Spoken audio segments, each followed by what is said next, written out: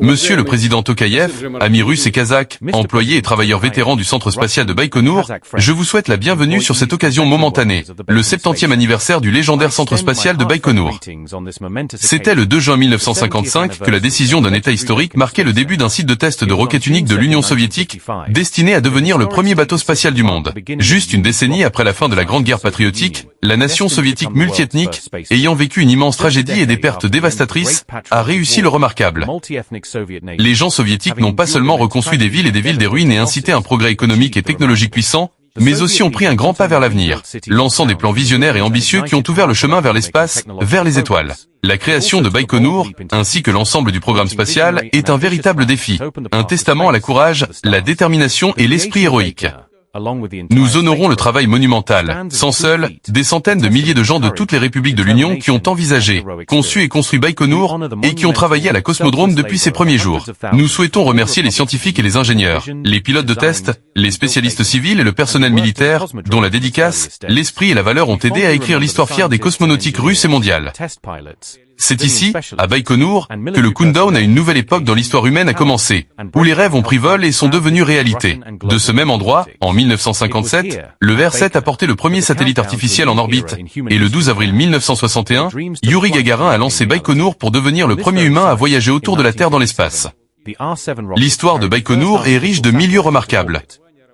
L'une d'entre elles est la voyage pionnière du premier cosmonaute féminin, Valentina Tereskova, en 1963, le lancement de la station d'orbite première du monde, Salyut 1, en 1971, et l'arrêt historique de l'orbite réutilisable Buran en 1988. C'est aussi à Baïkonour que le module Zarya a été lancé en 1998, qui a permis la construction de la Station spatiale internationale, qui continue d'opérer en orbite jusqu'à ce jour.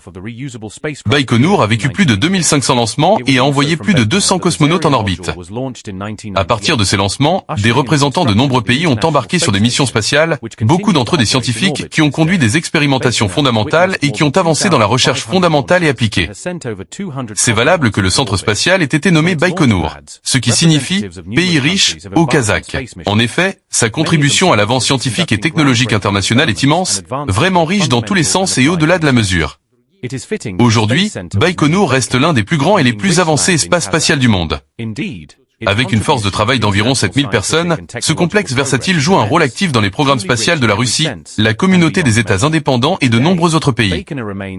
Baïkonour est aussi un symbole puissant du partenariat stratégique entre la Russie et le Kazakhstan. Des dizaines de traités et d'accords ont été signés entre nos nations, gouvernant tous les aspects de l'opération de la cosmodrome et de l'administration de la ville de Baïkonour. Baïkonour est un exemple vivant de comment la coopération et l'intégration peuvent servir les intérêts mutuels de la Russie et du Kazakhstan, améliorant leur position internationale et renforçant leur leadership dans la science, l'innovation et les différents secteurs de la technologie. La Russie a fait, et continuera de faire, des efforts significatifs pour soutenir le développement de la ville de Baïkonour et assurer le bien-être de ses habitants, les citoyens de la Russie et du Kazakh. L'active opération du centre spatial et la création des conditions favorables pour la continuité de son utilisation reste l'une de nos priorités supérieures. Amis, je vous souhaite une bonne santé et un succès continu dans l'avancement de notre industrie spatiale nationale et en renforçant le partenariat entre la Russie et le Kazakhstan. Encore une fois, acceptez-moi mes félicitations d'un anniversaire mémorable.